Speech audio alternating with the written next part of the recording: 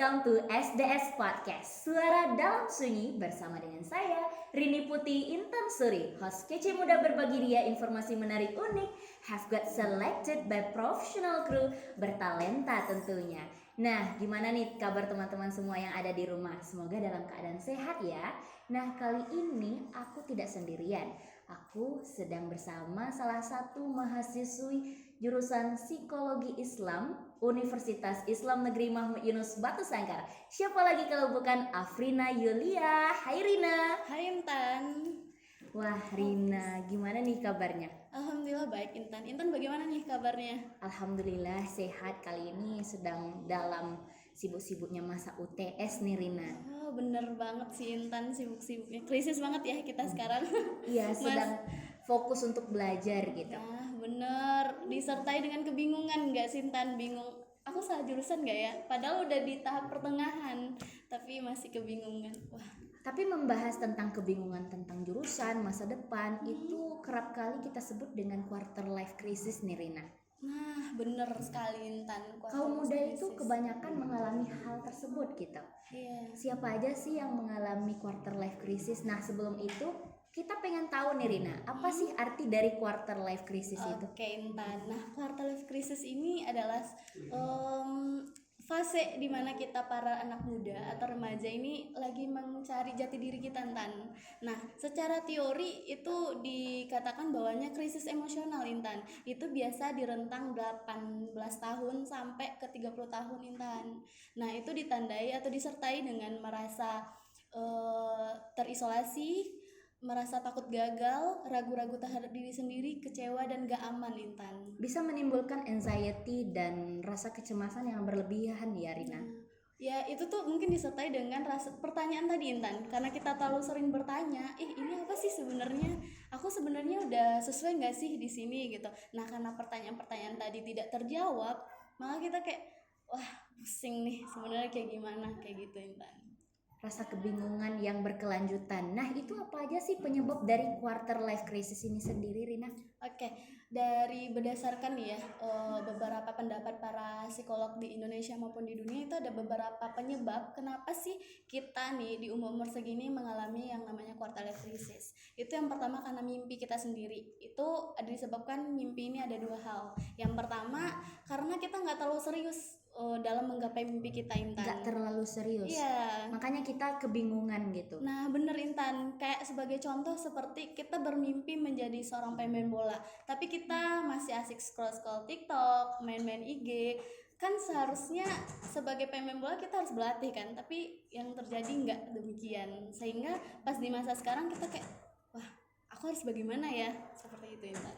Jadi kebanyakannya dari yang Rina sampaikan tadi, kebanyakannya kita sebagai kaum muda nih memikirkan goalsnya terlebih dahulu tanpa memikirkan apa sih prosesnya, malah sibuk main atau melakukan hal-hal yang tidak sesuai dengan jalannya proses mimpi kita. Benar. Begitu ya Rina. Iya. Nah selanjutnya itu apa sih penyebabnya Rina? Selanjutnya tadi karena mimpi ya Intan. Selanjutnya itu karena konflik sosial Intan. Maksud konflik sosial di sini adalah standar sosial Intan. Misalnya nih kita menjadi mahasiswa psikologi, terus tiba-tiba standar sosial bilang, mahasiswa psikologi itu apa sih? Buat apa sih? Sehingga karena orang-orang berpikir seperti itu kita bertanya, bener nggak ya? Aku cocok di sini kayak gitu. Seperti itu sih Intan. Jadi tuntutan masyarakat itu. Nah, bener. Kayak kapan sih wisudanya gitu. Nah, bener Psikologi sekali. Jadi jurusan untuk menerawang sifat-sifat orang dengan mudah nggak sih gitu ya? Ekspektasi masyarakat itu membuat tuntutan terhadap kita sendiri yang mengalami quarter life crisis ya. Jadi ada faktor internal dari mimpi dari dalam diri kita sendiri dan adanya faktor eksternal, ekspektasi yang dicanangkan kepada kita dari masyarakat seperti itu ya Rina. Nah, selanjutnya apa aja sih dampak dari quarter life crisis ini Rina? Oke, kalau dampak otomatis kita kebingungan ya Intan. Dan yang kedua kita merasa nggak aman, ragu-ragu dan takut ngambil resiko. Karena kita udah menyadari nih ya, karena quarter life crisis itu adalah fase kita sadar kalau ternyata kita lagi nggak baik-baik saja di sini. Nah, tapi ini teman-teman sebenarnya quarter life crisis ini normal kok dirasakan oleh semua orang. Normal ya? Normal Intan, karena walaupun berdasarkan rasanya rasa takut gitu itu normal saja Intan, karena berdasarkan penelitian itu 86% anak anak muda yang dari rentan 18 sampai 30 tahun itu ngalamin yang namanya quarter life crisis, Intan. Dan itu adalah fase dimana kita mencari jati diri, Intan. Dan dampak positifnya itu sangat luar biasa sih. Karena menurut Rina pribadi nggak apa-apa sih ngalami yang namanya quarter life crisis, dan kita nggak perlu merasa berbeda daripada orang lain, karena dengan adanya quarter life crisis ini, Intan, kita nggak akan stuck di sana aja. Otomatis kita akan mencari hal-hal yang terbaik dan terbaru untuk mengimprove diri kita, Intan. Ada tuntutan pertanyaan dari dalam diri sendiri. Untuk masa depannya kita mau jadi apa ya? Benar. Jadi kita udah was-was nih. Kita harus setting apa yang harus kita lakukan untuk menghadapi tantangan di masa depan dengan quarter life crisis ini. Dampak positifnya seperti itu ya, Rina? Ya, that's right, Intan. Kita nggak hanya menetap di zona nyamannya doang gitu loh, Intan. Nah, itu dampak positif. Iya. Aku mau tahu nih, dampak negatifnya seperti apa gitu? Oke. Tadi sempat dibilang juga kan, dampak negatifnya satu, takut, Intan, takut ngambil resiko. Jadi ya udah deh, aku bertahan di sini saja. Dan itu nyambung ke bisa ada kemungkinan karena tahu terlena kita bakalan ngadapin yang namanya depresi, stres, atau disorder anxiety is disorder gitu. Berlarut-larut dalam rasa pertanyaan cemas. tadi, keraguan tadi. Jadi kita cemas dong.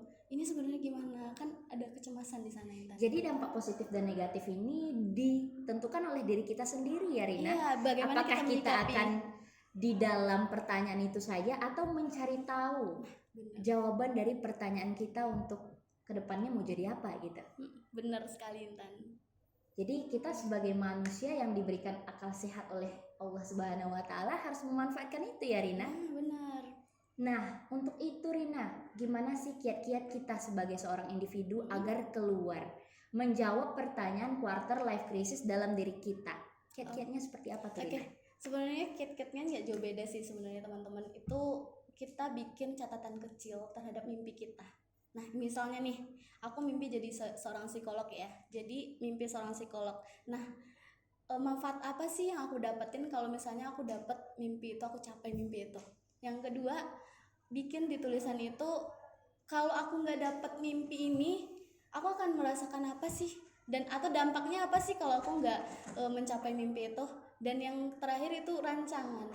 Tulis apa aja sih biar aku bisa mencapai yang namanya psikolog itu, apa aja yang harus aku lalui, sehingga di setiap kita merasa bingung tadi kita tahu, oh aku udah sampai sini nih, lanjut langkah selanjutnya aku harus gini nih, kayak gitu, Intan. Jadi kita jelas. Jadi harus jelas. Kenapa tidak diucapkan saja? Kenapa harus dituliskan seperti itu, Rina? Oke, baru kemarin sih salah satu dosen Rina bilang gini, kalau misalnya sifat manusia itu namanya monkey man. Monkey man, Intan. Monkey man di sini itu pemikiran kita tuh lompat-lompat. Dari yang mikirnya ke sini, tiba-tiba mikir sini. Contoh, di malam hari itu sering banget sih terjadi. Ketika kita lagi mikirin tugas nih, monkey man itu bekerja, tiba-tiba kita mikirin, aku jelek nggak sih hari ini, aku apa sih? Habis itu kita mikirin gimana tentang ya keluarga hari ini gitu. Terus habis itu tiba-tiba mikirin keluarga, habis itu mikirin tentang pasangan. Wow, monkey man, lompat-lompat, tidak terstruktur. Maka dari itu kita perlu untuk mencatat tujuan kita jadi psikologi atau jadi apa saja gitu ya. Terus gimana kiat-kiatnya kita untuk menggapai mimpi kita, dan dampak positif kita mencapai mimpi-mimpi kita kalau kita mengerjakannya secara terstruktur dan berkesinambungan gitu, menjadi seorang psikologi, psikiater, atau beberapa profesi yang profesional gitu ya, Rina. Nah, itu kiat-kiat sebagai individu. Tetapi seandainya teman-teman yang belum mendapatkan tips seperti ini dari orang-orang sekitar, sebagai orang tua lah, atau sebagai orang dewasa, untuk mengayomi orang-orang atau teman-teman atau anaknya mengalami quarter life crisis, itu apa sih yang harus dilakukan, Rina, sebagai orang tua nih? Oke, Intan. Nah, itu kalau sebagai orang tua, Intan ya, kita kalau kita udah sadar nih anak kita lagi mengalami quarter life crisis tadi, otomatis yang perlu kita lakukan adalah dukung mereka, arahkan mereka kemana arah tujuannya. Tapi sebenarnya, Intan, sebagai kita nih anak muda semuanya, sebagai calon ibu, calon bapak ya, Intan ya, itu sebenarnya dari awal itu kita udah bisa mewaspada. Iya Intan, dari awal kelahiran seorang anak malah nih Intan itu berdasarkan teori yang baca Intan. Intan pernah dengar nggak ya yang soal teori salah satu tokoh psikologi Sigmund Freud yang dia bilang bahwasannya 1 sampai 5 tahun adalah masa emasnya anak. Masa emasnya Iya. anak. Lalu tahapan apa saja yang harus dilakukan? Nah, Apakah dari usia 1 tahun kah atau usia 2 tahun kah kita sebagai orang tua harus mengarahkan anak-anak kita gitu? Oke Intan, nah itu udah dibahas sebelumnya oleh salah satu tokoh psikologi juga namanya Erik Erikson. Dia bilang kalau misalnya untuk menghadapi masa sosial atau hubungan dengan orang lain itu yang nama teorinya adalah psikososial. Psikososial. Iya, psikososial Intan itu ada 8 tahapan Intan sebenarnya kita sebagai seorang individu mengalami perkembangan. Itu pertama dari umur 0 sampai 1 tahun. 0 sampai 1 Iya, tahun. Intan, Itu sudah dipertimbangkan gitu. Iya, itu kita sebagai individu udah mengalami perkembangan Intan. Dan 0 sampai tahun itu adalah perkembangan tentang harapan dan kepercayaan awal terhadap dunia ini Intan. Dan itu kita dapatin dari orang terdekat kita tentunya, orang tua. Ya enggak? Nah, salah satunya kalau misalnya bayi itu atau anak itu udah selesai di tahap perkembangan itu, maka dia akan menyelesaikan perkembangan berikutnya Intan. Tapi kalau ini nggak selesai, otomatis anak itu akan merangkul ransel tanggung jawab atau PR di perkembangan itu di setiap masa perkembangannya Intan. Yang dari 0 sampai 1 tahun. Iya. Itu ada anak yang selesai dengan proses perkembangannya, ada yang tidak. Untuk ciri-ciri anak yang selesai dengan tahapan perkembangan 0 sampai 1 tahun itu seperti apa, Rina? Oke. Anak-anak yang dari buku dan teori yang disampaikan oleh Erikson itu Intan, kalau anak itu selesai di tahap perkembangan itu, bayi atau anak itu akan merasa aman ketika makan dan membuang kotoran, dia merasa tenang. Seperti itu Intan. Dari kalau haus dia nangis seperti biasa, tidak terlalu berlebihan kayak gitu Intan. Jadi dia ada rasa nyaman gitu. Rasa nyaman untuk bertemu dengan orang baru. Ada sih fenomena nih teman-teman, kalau bayi itu ketemu orang baru dia tersenyum gitu Rina. Iya. Nah itu kenapa? Kenapa bisa? Nah berdasarkan. Dan ada juga anak bayi yang ketemu orang baru dia ketakutan gitu. Nangis. Nah itu tuh dari yang pelajari ya nih ya Intan ya, dan pemahaman Rina sendiri bahwasanya bayi itu kan juga udah merasakan yang namanya perasaan ya, energi tadi. Ada ini dia nggak merasa aman nih, makanya dia nangis. Tapi kalau dia ngelihat ini, ini kayaknya ini nih, makanya dia tersenyum kayak gitu, karena dia udah menjadi manusia juga kan, tahap-tahap dia juga gitu. Jadi kalau misalnya bayi setiap ketemu orang baru, kalau misalnya dia sering kali menangis nih Rina, apa sih penyebabnya? Apakah itu tergantung dari perkembangan 0 sampai 1 tahun yang tidak mendapatkan rasa aman dari orang tuanya? Nah itu bisa jadi Intan, bisa jadi hal itu terjadi gitu. Mungkin bisa jadi ketika dia masih kecil dia kekurangan peran dari orang tua di sana. Jadi ketika menemukan orang asing yang menurut dia asing, ya yang dia bisa lakukan adalah menangis, terutama itu di usia 0 sampai 1 tahun kayak gitu Intan. Jadi di usia 0 sampai 1 tahun orang tua harus memberikan kenyamanan dari segi sandang, pangan, dan tempat dia bernaung, dia istirahat gitu ya Rina. Nah tahap selanjutnya apa tuh Rina? Oke, tahap selanjutnya itu di usia 1 sampai 3 tahun Intan. Nah tahap di sini Erikson bilang kalau misalnya kita punya PR atau tanggung jawab untuk membentuk kemandirian seorang anak Intan. Gimana anak itu udah mulai berjalan sendiri, bicara sendiri, makan dan minum sendiri. Itu tahap-tahap mulai dia, aku nih, walaupun kadang-kadang dia masih memerlukan bantuan orang tua tadi Intan. Kayak gitu Intan. Lalu gimana nih? Kita kan sebagai orang tua pasti was-was dong. Gimana nih pendapat Rina kalau misalnya orang tua tuh kebanyakan jangan kesana, jangan main di situ gitu, kebanyakan larangan gitu Rina. Nah itu dia fenomena di masyarakat banget ya Intan ya, fenomena banget di masyarakat. Kalau anaknya ini dikit, selain dilarang dilabelin lagi, dilabelin. Maksud dilabelin di sini tuh misalnya anaknya aktif banget nih, loncat sini loncat sana, jangan nakal-nakal, bandel banget, itu kan labelan negatif. Kenapa tidak kita sebagai orang tua atau orang dewasa nih di sekitar anak-anak bilang, aktif banget sih anak bunda, atau aktif banget sih anak adik kakak, duduk yuk, ini yuk kita main ini aja deh, alihkan gitu. Kalau dari kecil kita udah labelin hal negatif, takutnya nih ya di dewasa udah dia mikir aku nakal, aku anak yang bandel banget, kayak gitu Intan. Jadi orang tua tuh yang mengeksplorasi perasaan anak, nanti kesana, nanti kalau kesana nanti jatuh. Lebih baik kita sebagai orang tua bilang kayak gini, kalau kesana hati-hati ya, jalannya bener. pelan-pelan gitu. Jadi kita lebih mengarahkan ke hal yang positif untuk berbuat agar terhindar dari kejadian yang tidak diinginkan gitu Terus terhadap anak kita. bilang sama anaknya dampaknya, nanti kalau jatuh kamu sakitnya ini loh, kamu nanti terluka ini loh nanti. Kalau tetap Sudah diajak berpikir nah gitu. seperti itu Intan, dia mulai untuk mengandalkan diri dia sendiri, kayak gitu Intan. Nah, seandainya sudah dari usia 1 sampai 3 tahun, ada tahap selanjutnya nggak Rina? Ini Iya. golden age gak sih? Golden age banget sih, itu sangat penting buat para kita semua, terutama itu pendapat si Manfred ya, dan Rina setuju banget, dimana masa-masa itu kita benar-benar menentukan masa selanjutnya. Yang seperti Rina bilang tadi Intan, seperti kita bawa ransel. Kalau di masa itu kita yang kepercayaan tadi itu nggak kebangun, otomatis di masa dewasa kita mau percaya sama siapa? Di orang tua aja kita nggak bangun nih rasa kepercayaan gitu di masa kecil gitu. Tuh pas udah dewasa, ini bisa dipercaya nggak ya? Makanya kebanyakan terutama perempuan ya, kita bicara perempuan ya, karena kita perempuan, terutama perempuan kayak mencari-cari sosok ayah di laki-laki lain. Aduh, nah itu fenomena yang terjadi gitu ya Rina. Nah, dari usia 0 sampai 1 tahun udah, 1 sampai 3 tahun udah. Selanjutnya di 3 tahun sampai 6 tahun atau prasekolah Intan, sebelum masuk ke tahap sekolah. Itu apa yang harus dibangun dari seorang anak itu Rina, agar terhindar dari quarter life crisis ini? Oke, kita bahas quarter life crisis tadi ya. Nah, anak itu tuh kan di umur itu kan lagi masa bermain banget ya Intan.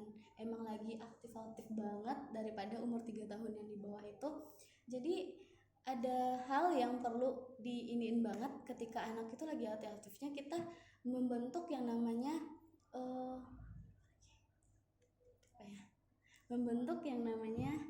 kepercayaan diri seorang anak itu. Anak itu mulai inisiatif, mulai memberikan respon positif dan memberikan ide-ide muncul. Intan pernah ngeliat nggak sih anak-anak di umur segitu tiba-tiba dia main masak-masakan terus nanti bikin picel. Nah itu tuh inspirasi dari luar kan, anak-anak kayak gitu main picel, minum dong, seperti itu, kayak gitu Intan. Itu tuh saat mereka mengeksplorasi ya Rina, mengekspresikan diri dia Intan. Jadi seandainya kalau ada larangan dari orang tua untuk mengekspresikan dirinya melalui media bermainnya, itu juga menjadi hal yang membentuk anak-anak ketakutan untuk memilih jalan hidupnya nanti waktu dewasa gitu ya. Dan sejalan dengan yang materi kita bahas sekarang itu Intan, quarter life crisis tadi, kebingungan. Jadi dari yang kita bahas tadi nih, dari 0 sampai 1 tahun, 1 tahun sampai 3 tahun tahapan itu, 3 tahun sampai 6 tahun, itu tuh juga berdampak pada teman-teman yang kaum milenial ini mengalami quarter life crisis ya Rina. Menurut pendapat Rina sih iya Intan, dari pemahaman Rina iya benar banget. Karena yang tadi itu Intan, kita masih menyandang yang namanya ransel dengan bongkahan batu, banyak tanggung jawab, PR yang seharusnya kita selesaikan di usia ini, tapi di usia ini belum selesai, harus kita kerjakan. Gimana nggak nyaman? Iya bener banget, rasa nyaman, rasa percaya diri untuk mengambil resiko itu kita bentuk dari usia 0 sampai 6 tahun gitu ya Rina. Sebenarnya masih banyak lagi nih tahapannya ya Rina. Iya benar, ada 8 tahapan sebenarnya di Erikson, tapi itu yang paling penting banget sih untuk membangun atau menjadi individu. Tapi Rina, kan Rina mengatakan kalau misalnya quarter life crisis ini terjadi pada anak muda dengan rentan usia 18 sampai 20 tahun. 30 tahun. 30 tahun. Iya, 30 Tapi yang paling anehnya ini ke aku ya Rina. Iya. Kenapa sih aku udah bertanya tujuan hidupku ke mama sendiri ya. Mah besok Intan mau jadi apa sih gitu. Intan mau jadi guru. Apakah Intan akan sampai cita-citanya besok? Intan bingung loh Ma gitu. Udah Intan pikirin dari usia, bukan di usia itu, tapi usia 14 tahun Rina. Kenapa Rina? Kenapa bisa terjadi quarter life crisis lebih cepat di dirinya aku gitu ya. Oke, kalau dibilang itu quarter life crisis mungkin bisa jadi ya Intan. Maaf kalau misalnya salah, tapi dari pemahaman Rina Intan, kenapa sih fenomena itu bisa terjadi sama Intan? Karena bisa jadi di masa perkembangan Intan sebelumnya Intan udah selesai. Sedangkan beberapa kami, para anak muda di usia-usia itu kami masih mencari-cari tadi, masih mengumpulkan, membuat PR-PR perkembangan sebelumnya, masih mencari kepercayaan dari lingkungan sekitar. Karena kebiasaan kita manusia itu kayak nggak dapat di rumah, ya udah kita keluar di temen, kita cari kepercayaan di temen, kecewa sama temen kita cari pasangan, kecewa ini kayak gitu. Tapi kalau kalau Intan ngalamin itu mungkin bisa jadi di tahap-tahap itu Intan udah selesai, nggak perlu mencari lagi. Intan udah percaya nih, kalau aku gagal nih, aku percaya orang tua aku bakalan tetap mendukung aku. Sedangkan anak-anak yang lain yang tidak selesai tadi, kalau dia gagal dia harus minta ke siapa, dia harus percaya ke siapa untuk mendukung dia. Kayak gitu nggak sih? Aku relate banget sih. Soalnya waktu kecil kebanyakan nih orang tua kalau misalnya lari-lari, jatuh nih, anak-anak yang lagi asik-asiknya bermain terus nangis. Nah, jatuh kan pasti orang tua kebanyakan bilang kayak ini. Nah, jatuh kan pasti sakit, jangan nangis. Nggak boleh nangis. Stop, jangan nangis. Pasti bilangnya gitu. Tapi beda kalau di diri Intan, di dalam keluarga Intan, orang tua mendidik, "Oh, Intan jatuh ya?" Pasti bilangnya gitu. "Oh, Intan jatuh ya? Sakit, di mana sakitnya?" gitu. Jadi orang tua itu sangat penting, tidak hanya orang tua ibu aja deh. Tapi ayah juga sangat berpengaruh untuk mengeksplorasi perasaan anak. Oh, ini sakit, sedih, marah, kecewa, bahagia itu adalah hal yang wajar gitu. Wajar banget, itu emosi yang dikeluarin manusia. Bahkan sampai sekarang nih teman-teman, kalau teman-teman merasa sedih, ya nangis. Nggak apa-apa, mau cewek mau cowok nggak apa-apa, nangis aja. Nangis itu adalah peluapan emosi sih sebenarnya Intan. Nggak memandang gender gitu Nggak ya. memandang gender Intan, karena fenomena kan bilang kalau cowok nggak boleh nangis. Terus dia kalau lagi sedih gimana dong? Nggak bisa dong mengekspresikan diri. Emang sih budaya kita tuh kayak, apalagi laki-laki ini kan dianggap kuat banget ya. Ya, Nggak boleh masculinity. maskulin banget gitu loh. Tapi ada satu saat mereka itu bener-bener stuck, sedih banget ngalamin kehidupan sehari-harinya, ya nangis gitu. Itu bukan berarti mereka cengeng, bukan berarti mereka lemah, tapi itu titik dimana dia mengeluarkan emosi dia gitu, kayak gitu. Kalau kamu senang ya tertawa. Dan fenomena sekarang itu dan yang kami bahas di kelas juga itu sering banget kita bingung, aku ini Mengekspresikan sedih nggak perasaan. ya, aku ini sebenarnya sedih, kebingungan, cemas, takut atau gimana. Terutama bagi laki-laki emosi yang dia ketahui itu, ini dosen Ina bilang kalau laki-laki yang dia ketahui cuma marah doang. Dia mau cemburu, mau sakit, mau sedih, dia marah, karena cuma satu emosi itu yang dia tahu gitu. Tidak ada tempat untuk mengekspresikan perasaannya. Itu sangat penting peranan orang tua, ayah dan ibu gitu ya Rina. Karena itu rata-rata kebanyakan dalam kasus kejiwaan itu kebanyakan menyerang laki-laki ya. Ya, Karena mereka tidak dapat ekspresi. Rumah sakit jiwa banyak laki-laki guys. Ya bener banget, itu terjadi di banyak kasus dibandingkan perempuan ya. Karena perempuan lebih ekspresif, Lebih mengenai plong. perasaan. Ini bener Dia kalau banget. sedih nangis aja, kayak gitu. Iya, jadi kalau misalnya teman-teman nih, baik itu laki-laki, perempuan yang mengalami quarter life crisis, perasaan kecewa, marah, just show it di tempat yang memang semestinya. Mungkin curhat ke teman, keluarga, atau ayah dan ibu gitu ya, sanak saudara gitu.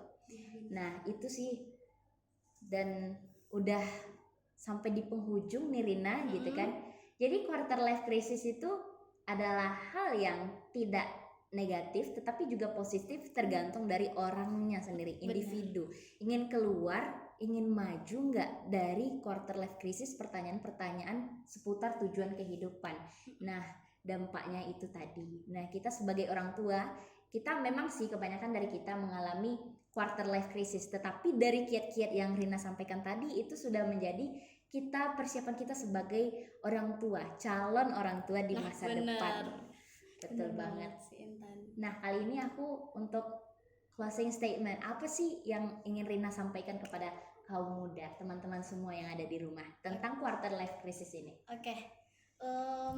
Dikit aja sih, cuman kayak pesan alam. Oke, Pesan kita mau alam. nyampein pesan alam lewat Lina itu adalah teman-teman jangan, kalau dari fase-fase quarter crisis jangan merasa ketakutan atau merasa kebingungan banget. Itu wajar kok, normal kok kalau kita rasakan. Tapi itu bisa dikatakan gak normal kalau kamu hanya tetap diem aja di sana. Cobalah untuk mencari sesuatu hal atau temukan orang-orang di sekitar kamu yang bisa membantu kamu dan jangan stuck di sana. Itu sih dari Rina. Tetap berjuang untuk memperjuangkan Iya. hal-hal yang bersifat masa Positif. depan bagi kita Positif. melalui quarter life crisis ini. Ya, betul sekali. Terima kasih Rina Iya, untuk sama-sama, perjumpaan Intan. kita kali ini di SDS Podcast Suara Suara Dalam Dalam Sunyi. Relate banget gak sih? Relate banget sih. Oke, terima kasih Rina udah meluangkan waktunya berbagi ilmu bersama kami di SDS Podcast. Semoga teman-teman semua bisa menghadapi quarter life crisis lebih bahagia lagi Iya. nantinya. Dan kita Amin. bareng-bareng, kita nggak sendirian kok. Ya, betul banget. Nah, itulah keseruan dari kami tentang quarter life crisis di SDS Podcast. Kali ini aku Rini Putih Intan Suri mengucapkan terima kasih dan sampai jumpa di SDS Podcast selanjutnya. Bye.